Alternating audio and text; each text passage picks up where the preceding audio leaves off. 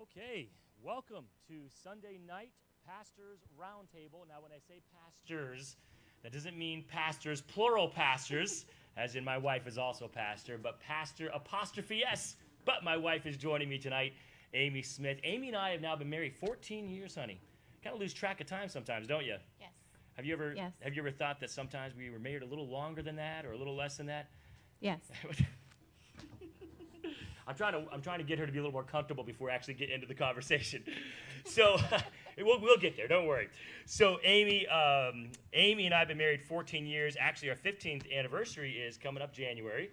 We have 5 children. Our oldest child is 11 years old. Our youngest son, we have 4 girls and a boy, and our youngest son, Drake, is now, about a year and a half, I believe, right? Yeah, year and a half years old. Yeah, almost 2. Almost 2. I believe February 4th, actually born on Valentine's Day. The only boy we got born on Valentine's Day. So tonight's topic is, of course, going to center around marriage. And our goal tonight isn't really to cover everything dealing with marriage, because we don't have enough time for that. And I'm not sure this is the platform, really, to cover everything all-encompassing with marriage. But we're gonna hone in specifically with love within marriage. And I think a great place to start with that conversation is really just to kind of get a little background about Amy and myself, where we came from. And you know, Amy and I, we don't even really know who's watching tonight. And we're not able to be counselors to you through Facebook or our website. And as much as we'd like to believe our conversation tonight and the advice we're going to be giving, the topics we're going to talk about, would be generalized and applicable to everyone, I can't promise that and guarantee that. So we'll do our best to make sure that the advice and conversation is not just about Amy and myself, but about something that everyone can walk away with, whether you're married or not married. Relationships take place even outside of marriage, and essentially what we're talking about tonight is showing love to people that God has placed in your life. Right. And the most important being, of course, your spouse. So Amy, I'm going to start. Let's start with going way back. Way back, when you and I, we were engaged, and we were getting marriage counseling. Do you remember those days? I definitely do. That was a long time ago.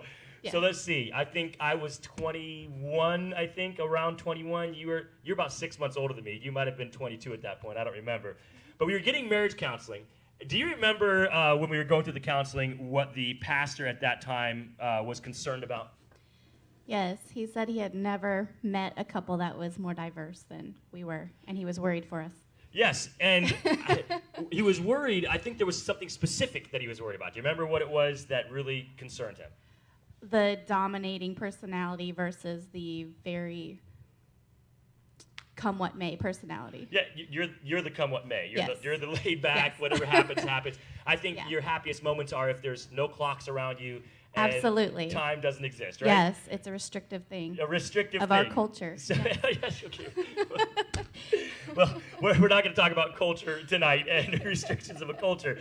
But yeah, so Amy's personality, laid back, introverted, right, Amy, by nature? Yeah, a little bit. Yeah. Why don't you kind of describe yourself as best you can? Introverted. I mean, I would describe myself as a little bit introverted, but once I know you, I'm going to be very loud and participate in whatever's going on. I definitely gravitate towards a strong personality. Even my girls, best friends as girls, have been very dominating, very strong personalities. I have fun with that type of personality. So and I know a lot about you. We've been married a long time, but would it be safe to say, am I accurate in saying you would prefer one person going out to eat, dinner, bowling, one person rather than a crowd of 20? You prefer the one over the 20? I like to focus on 1 or 2 people and enjoy them for what's going on. I don't like to be distracted with a lot of things. So it's not that you can't be in crowds, not Right. that you can't do larger groups, but you prefer the smaller. Yeah. I'm opposite. Everything Amy said, I am the opposite of that. So I'm extrovert. I am the dominating personality, whereas you're the introvert. I prefer the bigger crowds. I don't mind the 1 or 2. I can be happy hanging out with 1 or 2 people. But if I was to choose a group of 20, going rafting down a whitewater or taking, going out to coffee with one person, yeah, I'm going to choose the 20 going rafting every time. A big adventure, large groups, that is kind of my forte. Public speaking doesn't bother me. Being out in the front doesn't bother me, whereas Amy, this is very hard for you to be here tonight, isn't it? It's a little hard. Yes. Yeah. In fact, you are now our ladies' life group leader. And that was not something that you really were excited about because you had to step outside your comfort zone Why don't you talk a little bit about I that? didn't want to do that at all. I thought I would be 65 at least before I taught other women because I was just intimidated by my age. But the more I studied and the more I taught with them, I've really grown in that, and I love it now.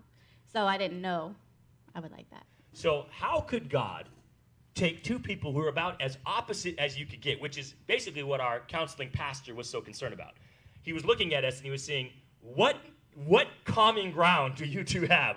What is it that draws you together? He couldn't place it. I mean, on the personality chart, on the questions that we asked, kind of even on how we handle ourselves, there was really very little common ground.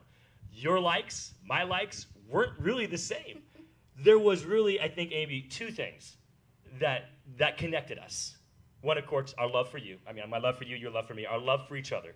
Really, one other thing, I think, that initially attracted me to you while you're and vice versa. saying that, I'm thinking everything connected because we were very passionate about finding what we were going to do for God. Yes. Wherever that was, and we didn't care what it was. We were just going to do it no matter what. Yes. From the beginning, dating, Yeah. engagement, marriage, nothing's changed. No. And so personalities, opposite side of the spectrum. Hobby, likes and dislikes. Actually, as we're getting older together and as we've been married, our hobbies are actually kind of like A little bit we merging. went jet skiing the other day, and that was a Yeah. lot of fun. And there's some Water things, sports we like. Water, yes. So we are learning we're kind of morphing into some hobbies that we would both like. Yeah, we're trying. Whereas, I will not skydive, though. so there's some things that you'll still never do. Paintballing, we tried that together. No thanks. Long time. We did that. Remember? You remember paintballing? Yeah. That didn't go so well, let me tell you. The paintballing. We tried snowboarding together. I hate it. That wasn't Yeah. really a big I can do deal. it, but I hate it. So again, things that Amy likes, things that I like, we've tried, but there's only a handful of things we both like. And so do not assume during tonight's discussion, Pastor Russ, Amy, just the perfect personalities, everything, they all have the same likes, the same personality, everything is like a puzzle piece fitting together. That is not the case. In fact, we are so opposite, we literally scared our counselor. He didn't say he wasn't going to marry us. He did marry us, but there was definitely No, some but concern. he was a pastor of thousands. And he So knew you to personally. say that, and he knew me personally, so to say that was a big deal. Yeah, he actually later told someone else that we were basically the only couple that was so far on the opposite sides of the spectrum that he's ever met. In all of his years of counseling, we were the most opposite. And yet And the only reason we knew that was because it was your best friend. Yeah, He my told best- that yes, too. He my- didn't know. He counseled my best friend later, didn't know it was my best friend, and told my best friend that. And my best friend said, "Are you talking about Russ and Amy?" And he said, "Yeah, that's what I'm talking about." So here we are, folks. If God can take us and create a marriage that has lasted now 14, going on 15 years. I love Amy. She loves me. I love her more. And look, we're not going to get mushy, wishy, all stuff tonight. We're going to talk about practical. But it is true. I do love Amy more now than I did 14 years. And I know Amy loves me more now than 14 years ago. And so how can that be? Well, it goes back to what I said at the beginning. There was two things really that drew Amy and I together. It wasn't likes and dislikes. It wasn't hobbies. It wasn't personality. It wasn't even like dress style. It's not like, we shopped at the same places and kind of, It was we very weren't- different. We weren't Yeah. twinning it up, right? You remember like one couple we saw? Don't talk about that. Okay. No, Amy. All right, Amy and I, one time we saw, it was a young pastoral couple. He was a youth pastor and his wife. And boy, they like literally wore the same style clothing, same color clothing, right? When Yeah, they would match for church. They would 'cause like color loved it. coordinate, right? We didn't know what was wrong That with wasn't them. So we would never do that. That's not us. We don't look, we don't dress the same. We're not even from the same background. I'm California. She's Florida. Culturally wise, there's a big culture gap between California and Florida. The way we were raised, both Christian homes, but our families are not the same, the way we do things. No. It was our love for each other and our love for God that drew us together. And Amy, what would you say has gotten us to this point? Our kids, are we still married because of our kids? Are we still married No. because I've changed as a person, my personality, morphed differently to accommodate your personality? What's kept us together? No, I think from the beginning, like what initially attracted me to you was that I knew you wanted to be in ministry, and my heartbeat was serving God as well. So we've always had that huge underlying draw, and we've continued that. I think if that were to be shattered, we would have hard things to work through, Yes, but we yes. just naturally fell with each other because we're trying to accomplish the same goals. And yeah. Okay. So I said this morning that today's conversation about love and marriage really would be applicable to those who are not married yet. And my advice is, as you're looking for someone you might spend the rest of your life with, my advice as a man would be don't be so overly concerned about personality. These, of course, are things you should recognize. Overly concerned about hobbies, likes, dislikes. There's the quizzes out there. You and I even done a couple where it's, what are my likes? You try to guess what I like, and we try to guess each other. Are we right or wrong? We don't necessarily do too well with those. And that's not really going to destroy a marriage just because you don't necessarily have the same likes or even know what their likes are. What is going to bring a solid foundation to any relationship, not just marriage, but any relationship, is your love for that person and your combined love between the two of you for God. Friendship. Do you love your friend? Does your friend love you? And do you both love God? A working relationship. You can work together with someone if you both show love to each other and you both love God. That can be a solid working relationship. But the most intimate of relationships, the longest standing, I hope, of relationships would be a marriage relationship. And without love for each other and without love for God, that marriage is ultimately doomed to destruction sooner probably than later. Yeah, and I think even on a lesser level than marriage, just with friends or even church members, when we came up here from the South, there's a really bad perception that Northern people won't talk to each other, they're not going to be kind to you.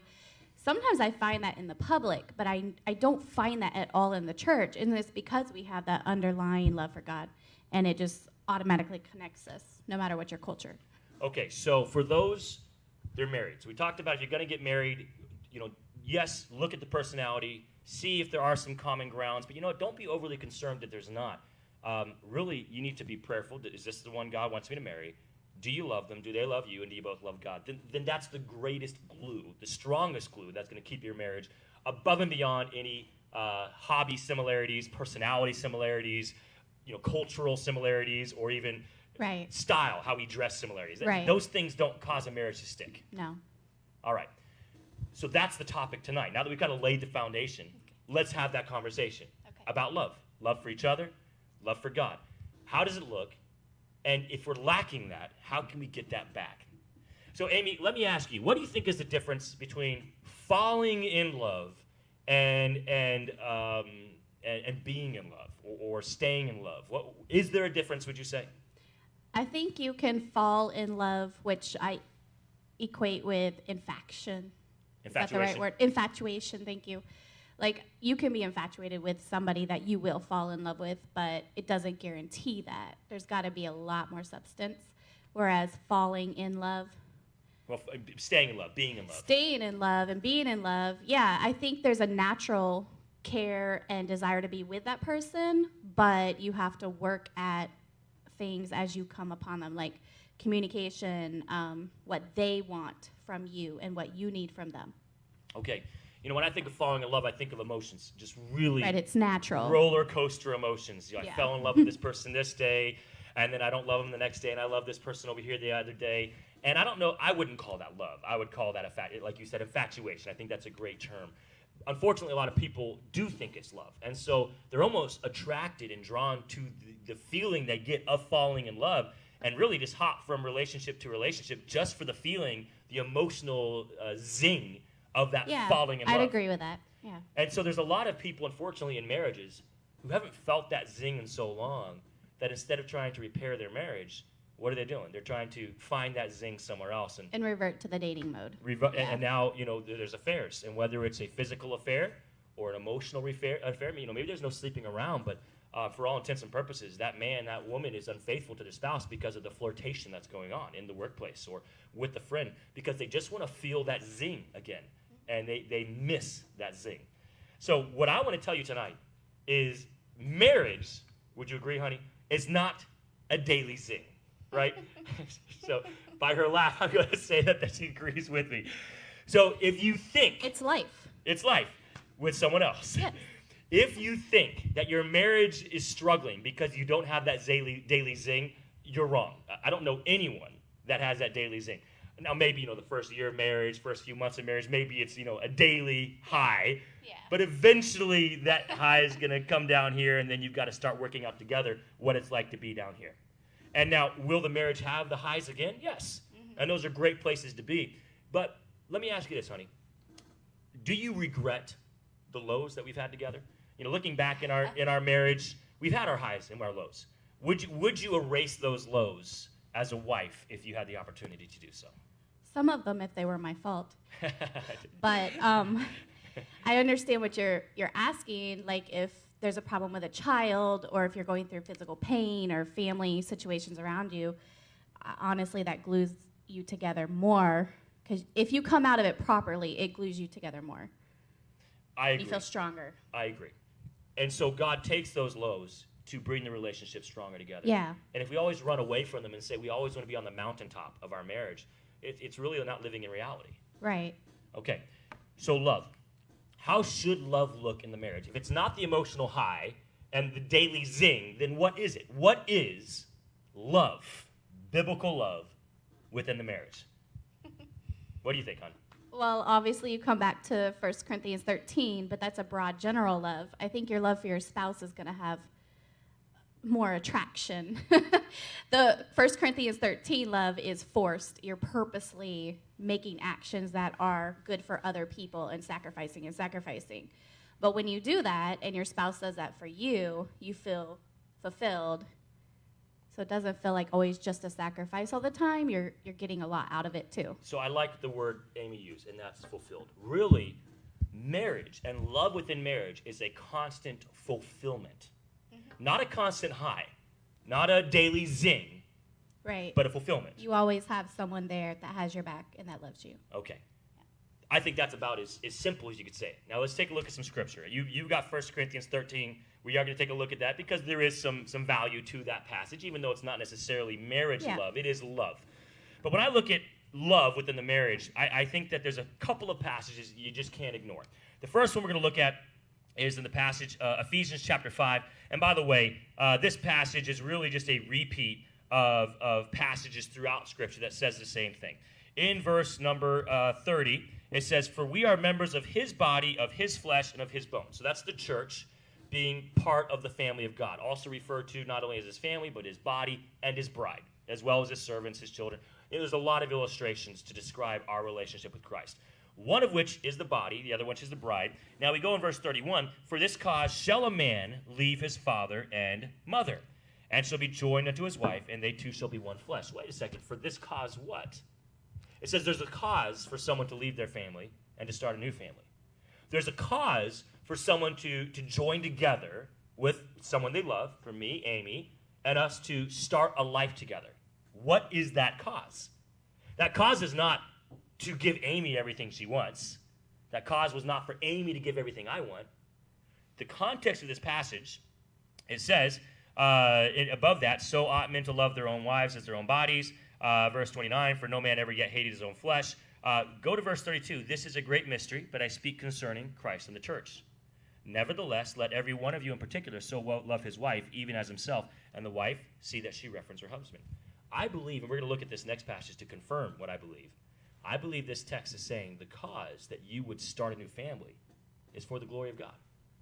The cause for me to marry Amy is not because I love her. That's a great thing, and I do need to love her. But ultimately, the cause that I would marry Amy is because I want to glorify God with our relationship.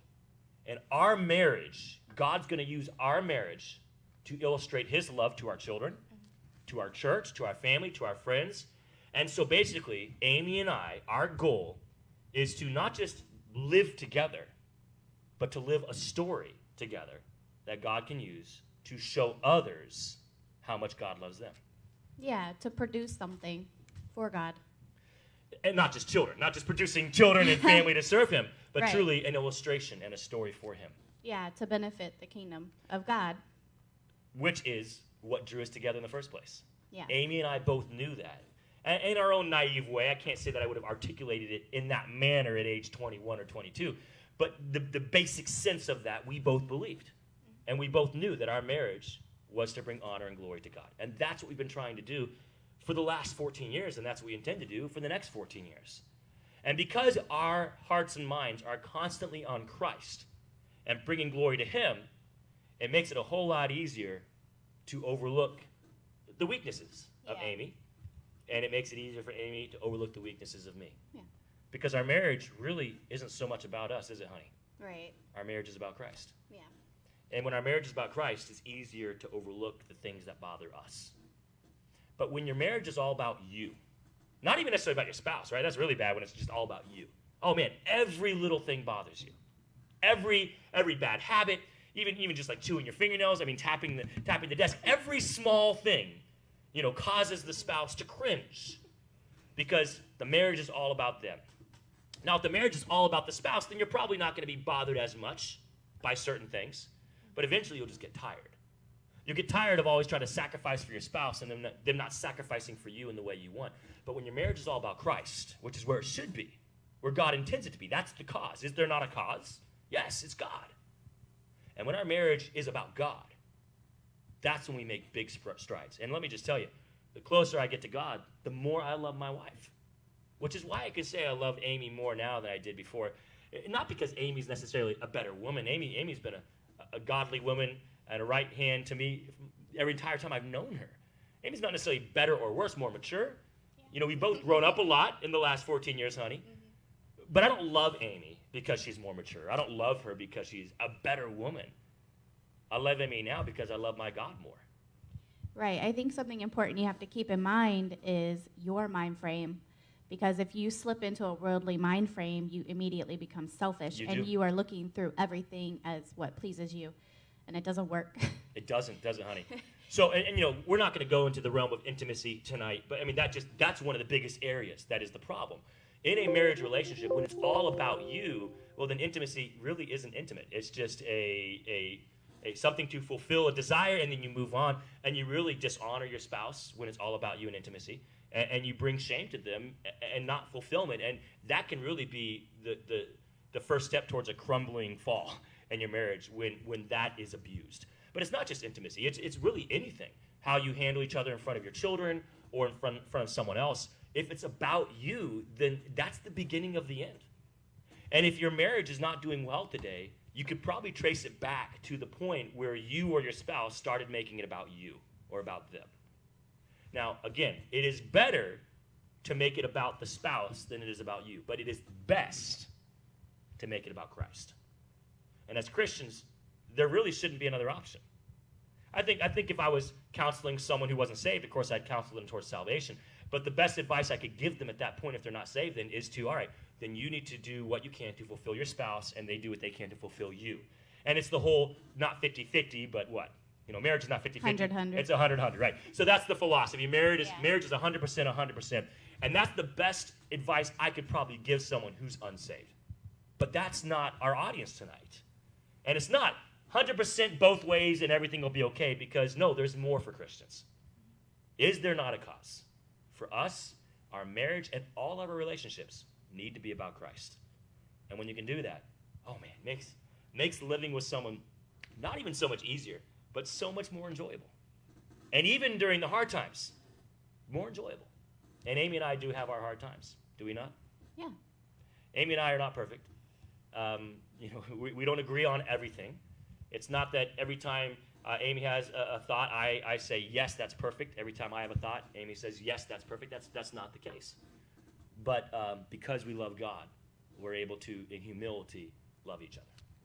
Now, there's another passage before we get to 1 Corinthians 13, and really just kind of talk, we're going to have a section here, we're just talking practical advice on how to help those who are in a marriage relationship or heading towards a marriage relationship or even in a friendship and just want to love people better. We're gonna give practical advice for that. But before we get there, we're turning to another passage in 1 Peter chapter 3, verse 7. So here's another great text, just talking about the family, how children should respond to parents and parents to children and spouses to each other. And so we find here in verse 7 of 1 Peter chapter 3, verse 7, likewise, ye husbands dwell with them. Them who? The wives. The wives. Your wife specifically. According to knowledge, giving honor unto the wife as unto the weaker vessel. Now let's just kind of break that down. So on top of all the other advice that Christ gives to his church through Peter in this book, he hones in on one verse and says, okay, on top of all these other things, if you want a healthy relationship, that's with anyone really, you got to get to know them, right?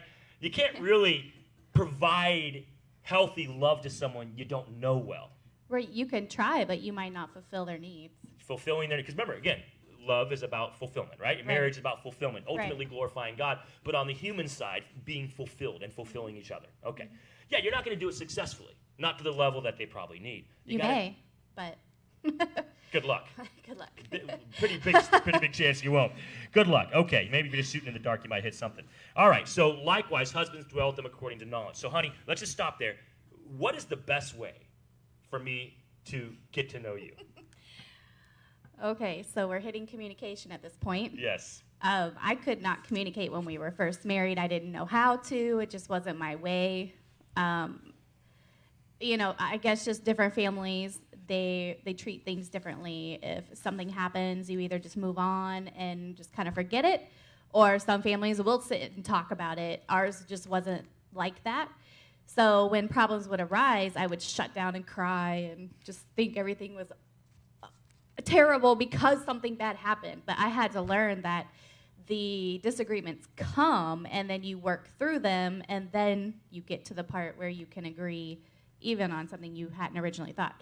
But I had to learn how to communicate my feelings and what I was thinking about it. He couldn't read my mind. And I think women think that men can read our mind sometimes. And then we get upset when they don't. And when you do communicate, what's the best thing that I can do as you're communicating? Listen. Listen. Without headphones, without anything in front of you. Yeah, just listen. And a lot of men, we struggle with the listening. I think because men want to assume we know the answers. We're impatient. We have so many things to do. We feel like just by sitting there and giving you 5 minutes, we're already sacrificing. We don't necessarily want to listen to all of the bunny trails before we get to the point. And yet, the bunny trails also have value because we can learn something about our wives, even when what you're talking about isn't necessarily the real issue that we think it is. Mm-hmm. There's value to just listening. Yeah. Now, that was not easy for me at the beginning of our marriage. So here was the problem. At the beginning of our marriage, Amy didn't communicate well, and I didn't listen well. Yeah. And yet here we are still, 14 and a half years later. We both figured out what our weaknesses were. Yeah, I had to learn to communicate how you needed to listen or how you needed to respond, because he would try to solve the problem, which I just needed an ear, or maybe I needed him to solve a problem and he was just listening. So I had to learn how to communicate my needs to him, and when I did, it made it very simple because he wants to. So. I remember, I don't remember what year, some time ago, I remember you told me, Russ, I don't want you to fix my problems. I just want you to listen. Yeah. And so I looked at you, I said, Amy, how do I know when I'm supposed to listen and when I'm supposed to fix the problems? Yeah. And that was really like a breakthrough for us when we had that conversation. In communication. I said, okay, I'll tell you. So now, if she does, because there's sometimes she doesn't, most of the time you do now. You say, Russ, I'm looking for advice, or Russ, I just want you to listen. She'll actually say that. She'll say, Russ, I just want you to listen, and then she starts talking. But if she doesn't, now I will say, Amy, are you wanting me to fix something, or are you wanting me to just listen? And Amy doesn't get offended because we've already had that conversation. And so she knows now I'm not trying to be, facetious or cruel. I really want to do what you need. Right. All right, so listening. If you want to know your spouse, listen to your spouse. But your spouse needs to be able to communicate. Otherwise, there's nothing to listen to. And so there needs to be a conversation about, maybe for you, how that might look, of when they're looking to listen, when you're looking for a fix. Because it could be the opposite for your marriage. Maybe the wife is the fixer and the husband just needs to be listened to. That's a possibility. Yep. It's not always going to look the same in every marriage. I think a lot of it's personality. Okay. So, dwell with them according to knowledge. We'll keep on going. Giving honor unto the wife. That word honor actually may mean something than what you think, differently than what it means. The word honor actually means value. That the husband is to impart value onto his wife.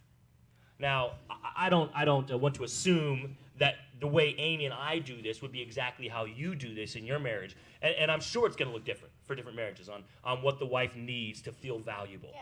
But that's what it comes down to. Does your wife, men, feel valuable? Not valuable to the mob, the community as a whole. Most wives, I don't think, are looking to be valued by strangers. kind of creepy, right? I'm not saying that they're not out there, but I think most Christian wives aren't necessarily wanting to have that value from complete strangers. They want to be valued by the people they love. Right. The women and the men, like your husband and the women closest to you. You want to feel that you're valuable to them. Yes, and that they would take time to help you or be there for you. Okay. So that is a big piece missing from a lot of marriages. Wives, would you say, honey, just don't feel valuable to a lot of the people that they do love. They feel like they're not shown value or shown the respect that they would expect in that kind of relationship. Yeah, if you're not feeling loved, you're going to shut down yourself, which is going to cause problems with the husband, and he's not going to feel loved, and there's going to definitely be a divide there until you communicate about it and start doing what the other needs. Yeah, to fulfill them. Remember, going back to fulfillment, right? So, men, you're not doing a good job just because you honor your wife by opening the door for her. And that's a sweet thing to do. I used to. Remember, back in the early part of our marriages, I did open the door. I don't think I've done that in the last... Now we get our 5 kids through it. Now I help her by getting one of the children out of our car. Yeah. I don't necessarily go around the car and open the door for my wife. It's not that you need to open the door for your wife every time you guys get in or out of the car. Or that is a sweet thing. And if you do that, great job. Keep it up. Kudos, yes. Kudos to you. But that's not what's going to keep your marriage together because you open the door for her. Calling her a pet name and showing her honor in that way. It's really what a wife needs and what a husband needs is to know that they are valued by the one they love. And is it not the same for children? Yes. Children also want to know they are valuable to their parents. Right. But it's not just little children. We're adults. Do we still want to feel valuable to our parents? Mm-hmm. I know I do. I love my parents very much. We compete for that top spot and everything. Do you? Okay. We're not going to say who's winning that top spot in Amy's family. My belief is that that's across relationships, whether it's marriage or not. A healthy relationship is when the people in the relationship both value each other, and not just in their mind, but through their actions. Right. It's proven, it's shown. People watching say, wow, that husband values his wife. That wife values her husband. Yeah, that you'll get tired values of them their child. saying stuff all the time. You got to put some action to it. Yes, you got to put some action to it. Words are not often enough. Action. And definitely thoughts are not enough. You just thinking, yeah, of course my wife is valuable. Yes. Well, it doesn't mean anything if you don't actually ever show the value. Right. I used to think thoughts of like complimenting him all the time, or like, oh wow, he did really good on that, but I would never verbalize it, just because like I said, I wasn't used to communicating very well, and so I learned, I actually have to say this out loud, or he won't know. So let's keep going. 1 Peter 3:7. Unto the weaker vessel. Now, let's not take that out of context. That is not saying that women are weaker in will or in character. I've known a lot of women who are a lot stronger than a lot of men in their will, in their character, in their drive, in their zeal. That is purely referring to the physical. In fact, that word weaker literally implies the physical trait of a woman, the frame. The frame, the body of a woman is generally speaking weaker than the frame and body of a man. And so God is saying to the men, look, don't think that because you're stronger, often taller, bigger than your wife, that she is not valuable. Because to men, a lot of us, we think, oh, there's a strong guy. He must, he's a guy that we should respect and honor because he walks around like this all the time. And so, it can be natural for a man to look at his wife and say, oh, she's small, she's kind of frail, her body's weaker than mine. And it could be natural for a man to think that because of the natural weakness, physical weakness, therefore I'm better than her. And God is saying the opposite. He's saying that is not the case. He's saying she's not less valuable because of that. In fact, you need to show her value in spite of the fact that her body was designed to be more frail than a man's body. Yeah. I mean, I don't think husbands want your wife's bodies to be huge. Just saying. Okay. Fair point. Okay. And then ultimately, remember I told you this passage was going to kind of tie things up for us. So 1 Peter 3:7, what's the cause for marriage? Do you remember what I said? To glorify the Lord through your relationship. Always. Yes. Always, guys. Always. Marriage, friendship, working relationship, doesn't matter. All relationships need to point to Christ. And if your marriage is not pointing to Christ, you got it backwards. And that is ultimately the reason everything else is falling apart. And other things, there are other causes. So pride, selfishness, these other things will also deteriorate your marriage. Lack of effort, lack of value, these will deteriorate your marriage.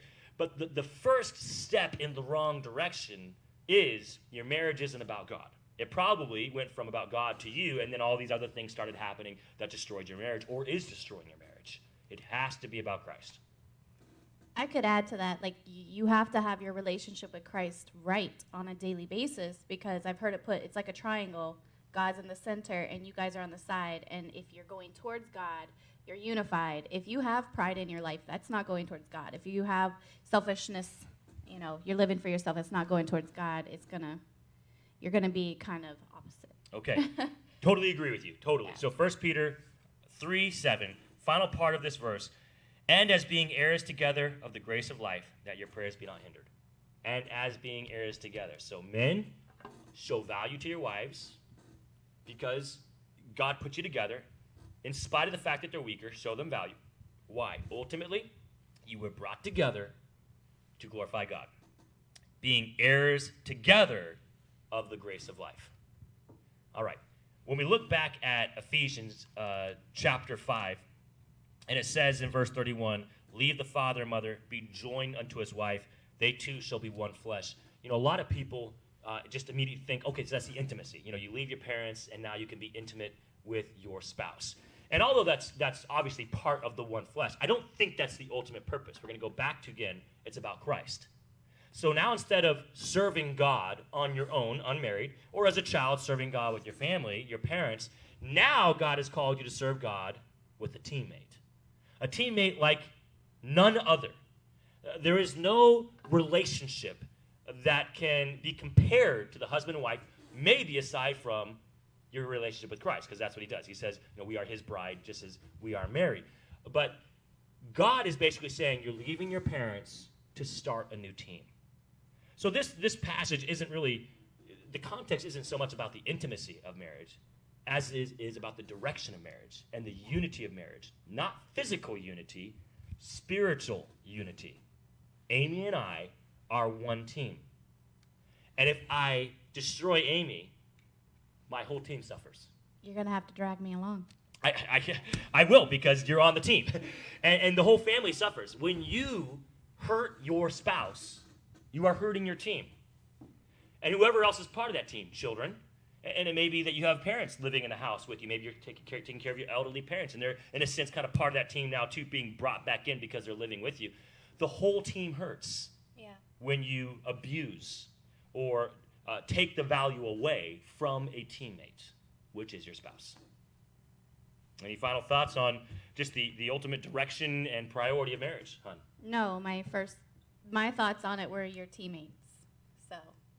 Okay. Yeah. So here's the question. Do you like your teammate? I do. Okay. Yeah, well, I'm glad. I hope you do. If you don't, it'd be hard. It'll be hard. And that's, I think, where we're at with some people listening right now. Sure. Amy. I think that there's some people listening who no longer like their teammate. Or have been hurt and damaged by their teammate. And it's hard to recuperate from that. Okay. Yeah. What advice would you give before we kind of get in? And we're going to get into 1 Corinthians 13. Before we get into that, just as a woman, she's been hurt by her teammate. And she wants, she's watching, she wants to have that team. She's not convinced she can. Mm-hmm. Do you have any advice? Yes. I think women who I've seen hurt by husbands or family naturally have a very strong relationship with God. And they're the ones taking their kids to church. They're the ones making sure things happen. But if you're wanting that joined relationship, it's ultimately the husband's choice, and you can't force him to do that. So unfortunately, it is going to be a lot harder if he won't go towards God, but you're ultimately relying on God as your partner spiritually. Do you remember what the Apostle Paul advised women in that same situation in the book of Corinthians? And he said if a woman is living with an ungodly husband, you're to be a testimony to them. But I think sometimes, to be fair, if you're living with someone who's rejecting God, it's going to be a point of anger for them.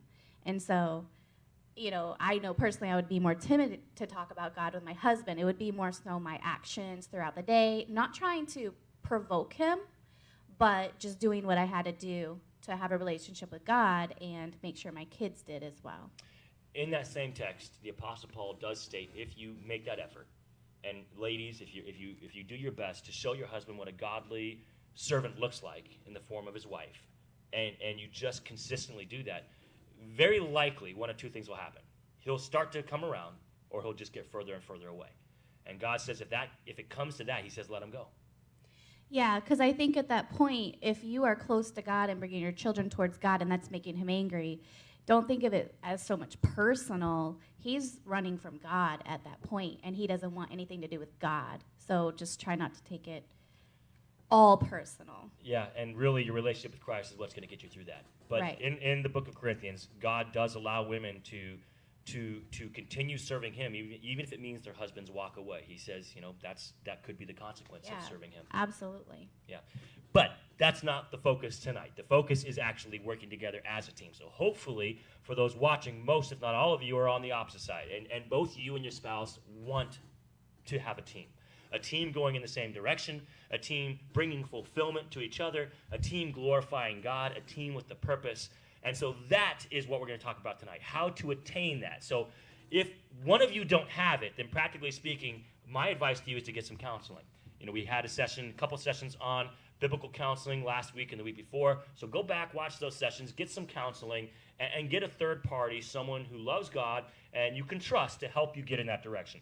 But if both you and your spouse already want that and you're just not sure what you're missing, you say, well, we want this, but we don't have it. So Constantly having problems. yeah, so what is going on? What are we missing that if we want it, we don't have it? We're hoping, my wife and I, to help you with that tonight. So in the book of 1 Corinthians chapter 13, we are not, for sake of time, going to be looking at all of the list of loves here in 1 Corinthians 13. I'm going to look really tonight at just the first two, and then we're going to talk about the practical helps. Okay, honey? Okay. All right, the first two. In 1 Corinthians 13, we read charity, which means love. In verse number 4, charity suffereth long, which of course just means patience, right? They have patience. And is kind. Now, there are plenty of other action verbs in this text that advise someone how to show love. But I feel like there's a reason these two are mentioned first. What is it that is probably going to help your marriage the most? Now, I think, personally, humility. I really think that humility, if you can just make the marriage not about yourself and not even about your spouse, about God. We talked about that. So making your marriage about Christ, not you, humility is going to be one of the best things that could ever happen to your marriage. Aside from that, these two right here. That's what I feel. And that is showing patience to your teammate, your spouse, and showing kindness. Even when you to your don't teammate. feel like it. Yeah. Well, isn't that essentially what long-suffering is? Long-suffering implies It's true. that you are suffering, and so that you are feeling some pain, and either inflicted by your loved one, by your spouse, or somewhere else, there is pain being felt. Yeah. And you suffer through that because you love the person God's brought in your life. Right. As opposed to lashing out at that person in your pain. You don't lash out. Right. You suffer through it. Right. Suffering through it doesn't mean allow people to abuse you. We're not talking about spousal abuse is okay or godly. It is not. If you're in a relationship where someone's abusing you emotionally or physically, that needs to be confronted and addressed. And again, I would recommend counseling on how to do that in a proper way. But neither Amy nor myself would put our stamp of approval on spousal abuse. No. So we are not talking about suffering through physical or emotional abuse. Right. Even verbal can be very damaging. Even verbal. Mm-hmm. We are talking about just the sufferings of life, the trials of being with another human being. Disagreements. Disagreements. Yes. Patience in those disagreements. Patience in the conversations. Patience. Patience would result in not yelling at the person you love. Not calling them names, not belittling them, not taking back the value that you gave them 2 hours ago and now belittling them in front of the children and saying, well, you're stupid or you never do anything right. Impatiently lashing out. Instead, holding it in and having a loving conversation, which is also kind. And that's the second thing, kindness. Yeah, you might not be able to have the conversation right away either. If the feelings are flared, you might just have to have patience with each other for a little bit and then talk about it that evening. Yeah, because it might be best for them to have some time to work through some things. You don't know if they've had a really bad day or what other people have said to them or done. Now, the Bible says, don't go to bed angry. Do not let the sun go down upon your wrath. Yeah. But that doesn't mean you have to talk about it. before you go to bed. It just means deal with whatever you need to not be angry at your spouse. Yeah. But maybe you actually need to sleep through it before you actually have a deeper conversation. Right. You can forgive somebody, and basically forgiveness in my mind is not holding them to it. Not holding a grudge. I know it happened, but I forgive you, so I don't hold you accountable for what you did anymore. But it doesn't necessarily mean you're ready to talk about it. Just you might not because be you've ready forgiven to talk about it, but yeah, you can still have decency in that moment. Okay. If you're able to get there. And so that would require you to have patience. Yes. Because now you've forgiven me. And humility. Yeah, and A lot of humility. Humility is the beginning, right? Yeah. And so it's going to require patience for you to be prepared to have a conversation that's healthy rather than attacking each other. It's going to require me to be patient to wait for Amy to have that conversation that she may not be ready to have yet. Right. Patience. I was going to say personalities, sometimes you have to wait, and it's hard because you want to talk about things. You want to problem solve right away, whereas some people need more time to work through it. Now, the second thing, and again, there's a long list, but the second thing, if you in your marriage could just get the three things down that we talked about so far. Humility, which is kind of dealt with in here. It says, charity is not puffed up, basically not about themselves. So that kind of humility is dealt with further on. But that's essentially what I'd say the foundation of a healthy relationship, humility, and then patience, and finally kindness. Kindness. Yeah. Now, kindness doesn't take place here. It starts here. Kindness takes place here. Mm-hmm. And so if you think kind things about your spouse, but aren't showing them, you're not showing kindness. It doesn't matter what you think. And a healthy relationship, marriage or otherwise, is one where the team working together are kind to each other. Now, I'm a coach. I coach basketball. If I have players on my team being unkind to each other, you better believe I'm going to address that issue. I'm not going to let that go. Right. And yet, so many marriages, the team is being unkind. Spouses, parents to children, children to each other, and we ignore it. Why, honey? Why do you think so many people just ignore the unkindness taking place in their team? I think it becomes natural. It's a pattern that you fall back on. It's very natural to fall down to your sinful nature, especially if they're doing it first. So why not? There's been times I have wanted to go at it, and if you had thrown me a punch, I'd go right in. I have never punched my wife, ever. I mean verbally, like. Whoa!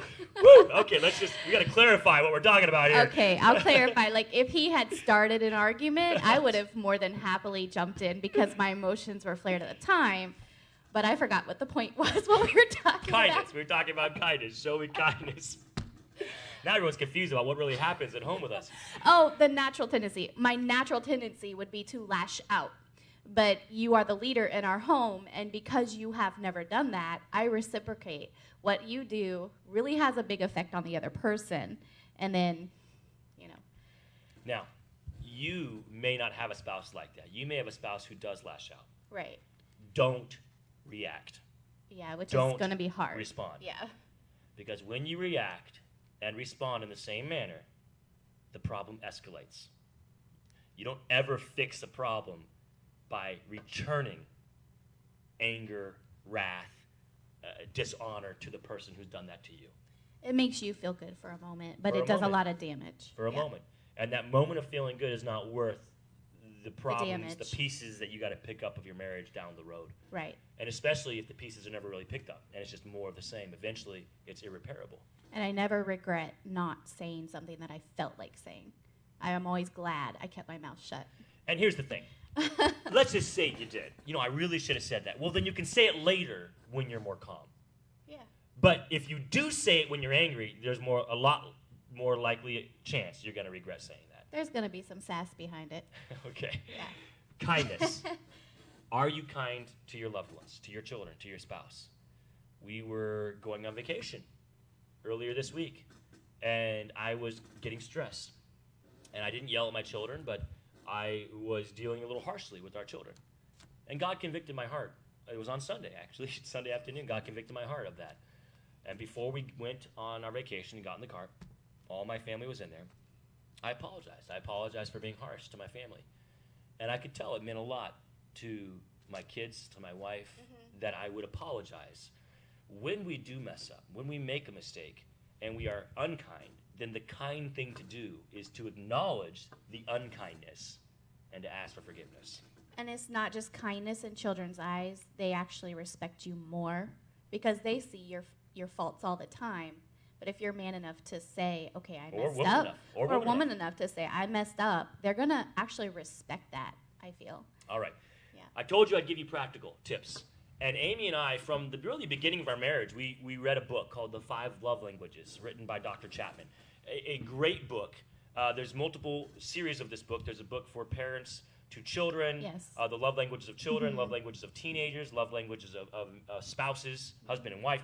And so it's Gary Chapman. Dr. Gary Chapman. And it's I mean, the 5 love languages are kind of across the board for everyone, but it's kind of honed in on the needs of the age who you're talking about. Now, there is an app. This app is actually on our Facebook page. It's called Love Nudge. Love Nudge is the app, and you can go on to the App Store. You can download it. It is free. And Love Nudge is an app designed to enhance the information you receive from these books. I'm just going to give you a brief rundown of what it does. First of all, you can take the Love Languages quiz on this app. In fact, Amy and I both took it again today. I've lost count how many times we've taken this quiz, honey. And I don't think it's changed our love language, although today we were talking about how some of the languages increased or decreased slightly, but it was still the same languages, just maybe one was stronger or weaker than it had been in the past. So Love Nudge is from Gary Chapman's ministry, and so you can take the language quiz on there. Some other things you can do is if your spouse and you both are on the app together, you can send them a code and connect together and actually make goals together. One of the great things, now, Amy and I aren't the kind of people that would use the app really in any other way than just to take the quiz. But again, not everyone's the same as us. Right. One thing on this app, honey, is you can actually post how much fulfilled you feel that day in love. Are you 50% fulfilled? Are you 100% fulfilled? Are you 75% fulfilled? You know, for Amy and I, we're at a point in our marriage, we just tell each other. We talk about it.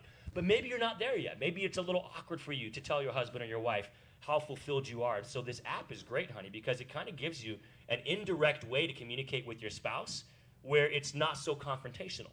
And your spouse can see, yeah, man, I see my wife, and, on the way home, wow, she's only 50% fulfilled today. So maybe just stop and get some flowers on the way home or something. Buy your dinner, right? I would be thinking, I thought I did a really good job. This stinks. So it is an opportunity for you to communicate where you're at in your fulfillment of love. Okay. I'm not going to tell you as a pastor that it's the best way to do it. I think the best way is always in person. Right. Conversation. But if you just can't get there yet for whatever reason, you're married, newly married, so there's some issues in your marriage. You both want to do what's right, but you find that every time you talk, it's an argument. This might be the answer for you. This app might be the way that you both communicate. Or even the younger generations. They love to send texts to each other, stuff like that. Correct, and they might enjoy that more. So something else it does is it allows you to set goals. You can type in goals, and I think your spouse can see these goals as well. So I wanna tell my wife, at least 10 times a week how much she means to me, and you set that goal. And then you can see if you reach those goals, and this app kind of tracks if you're reaching those goals or not. So again, this may or may not be a good thing for you, but the very minimum, what it does, if you download it for free, is it allows you to take the love language quiz and to see what language of love you have. And that part is extremely valuable. If you don't want to use the app, you can still go to Fivelovelanguages, I believe fivelovelanguages.com. It's on our website page. You can just go to the website and do the quiz there without the app. So really, it's not required, but just wanted to give that to you and maybe something you'd like. Now let's briefly talk about the 5 love languages and see how they can be helpful to a marriage. Now the first one is physical touch. So there are 5 ways that we communicate love to others and receive communication from love to others. 5 main ways. The first, physical touch. That is not the intimacy that people often feel like is in marriage. Right.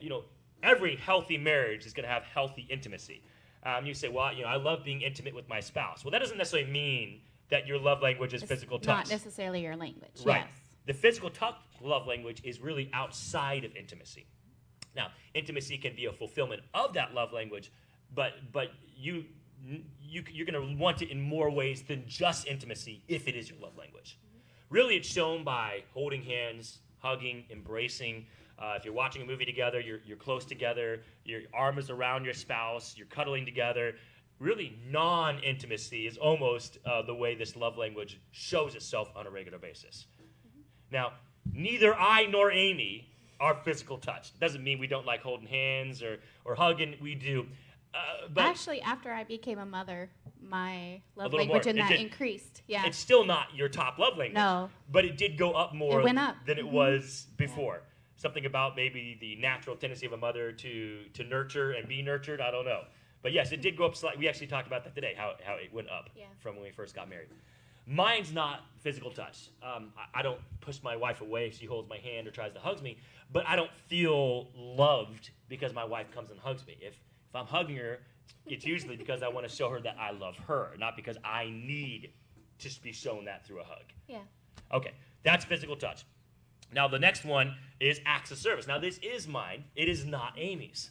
Acts of service is essentially not just doing your job. So if there's certain chores around the house that have been assigned, you took as a husband, your wife took, just doing those things is not showing acts of service. It is usually going above and beyond, doing more than is expected. So a lot of men that are acts of service, they think, well, I'm showing my family love because I work 60 hours a week. And so I am going above and beyond. Right. And that is essentially the problem with the love language is most people are trying to communicate to the other one how they want to be loved.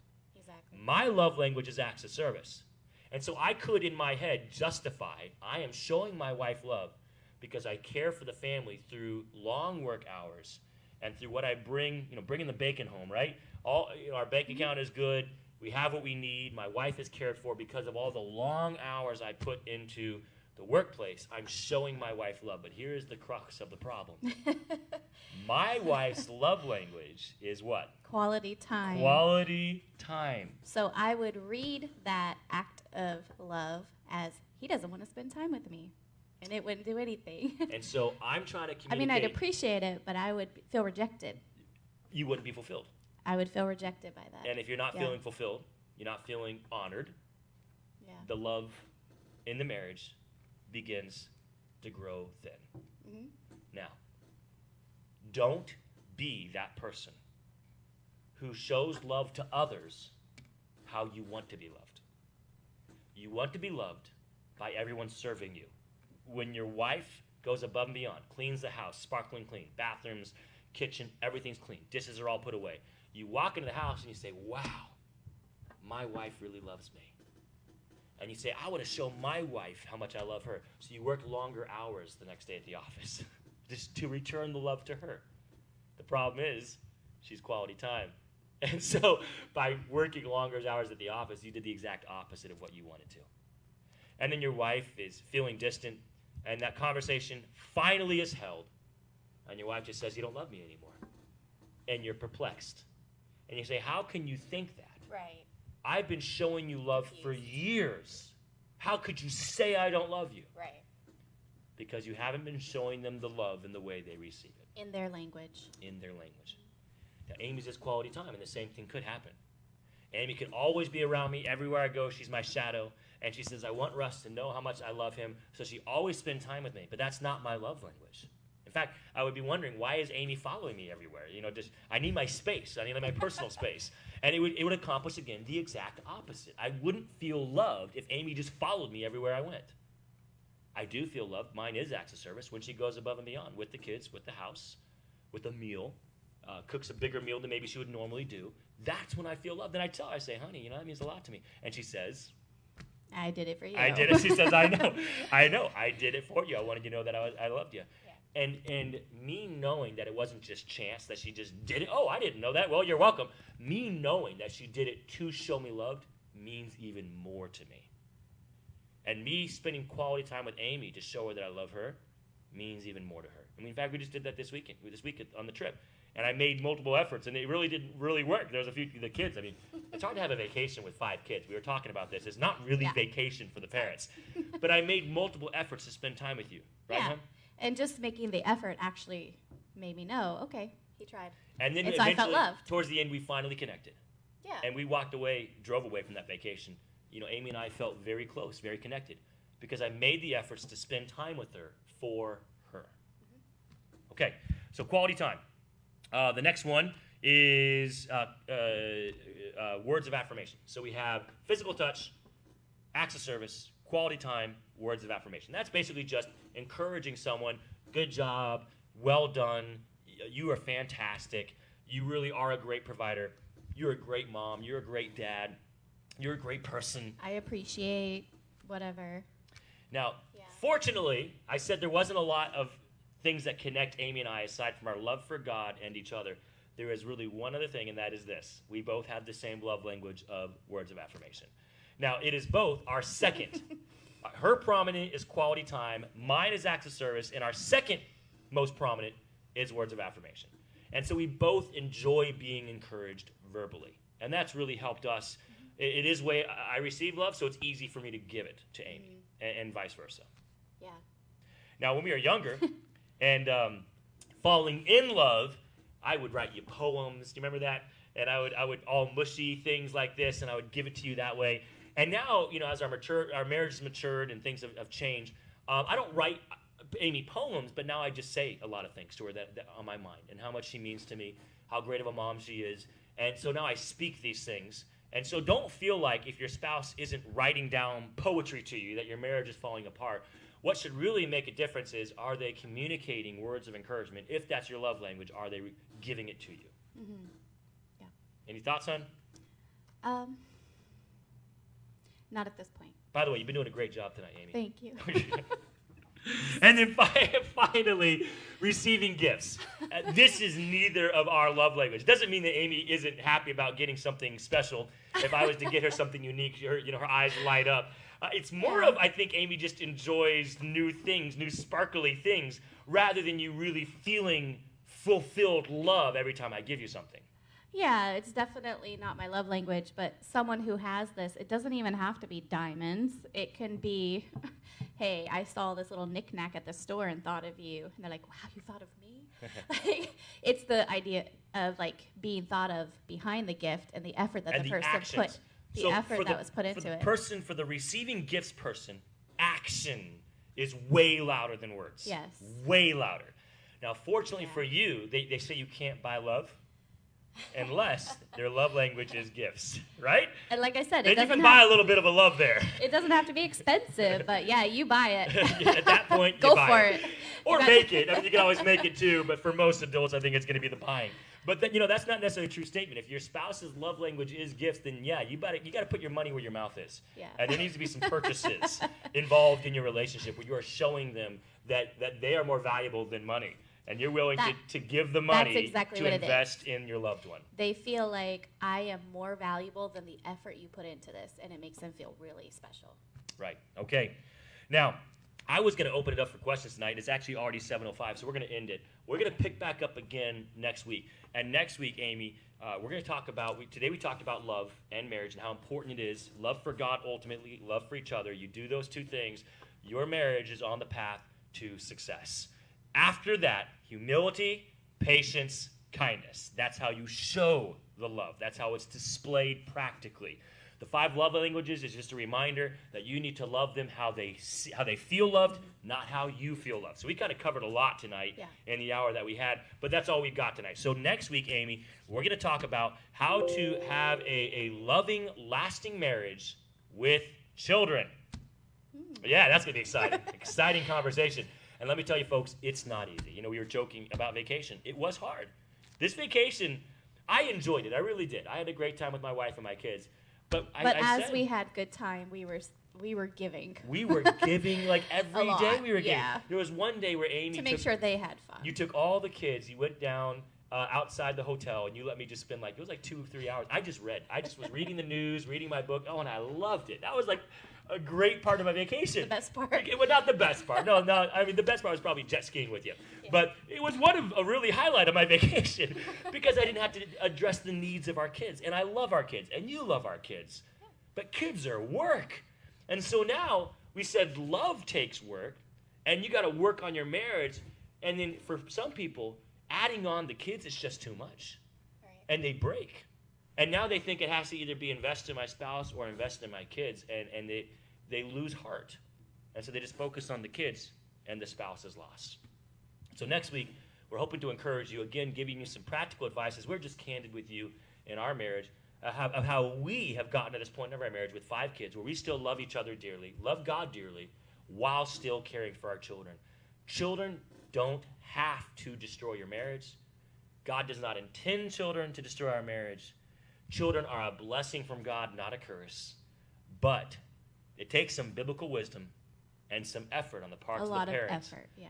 For the kids to be the blessing, not the curse of your marriage. Yes. Not the destruction of your marriage. Mm-hmm. Okay, honey, any final thoughts? No, I think that's good. If you're confused, just take the quiz, have your spouse take the quiz, and like actually purposely think, what can I do to fulfill in this week? And you'll be on a good path. Have a conversation with your spouse. If your spouse is not willing to have that conversation, have the conversation with God and pray that God would work on your spouse's heart. Give God some time. If in time you're not seeing the direction that you wanted where you're both working together, get some counseling. If your spouse doesn't want counseling, then you got to go back to the prayer and live for God and let God deal with your spouse. And in time, your spouse will come around and your spouse will walk away. And God says if that's the case, let him walk away. But hopefully that's not you tonight. Hopefully both you and your spouse want to serve God. Then you got to have a conversation. What do you need to be fulfilled?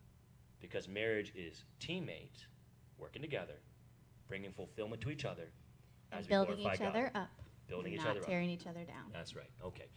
Thank you so much for joining us. We love you guys, and we really hope that this conversation has been a blessing to you, and we hope it will be what could be the start of a conversation with you and your loved one. Have a great night. We hope to see you next Sunday.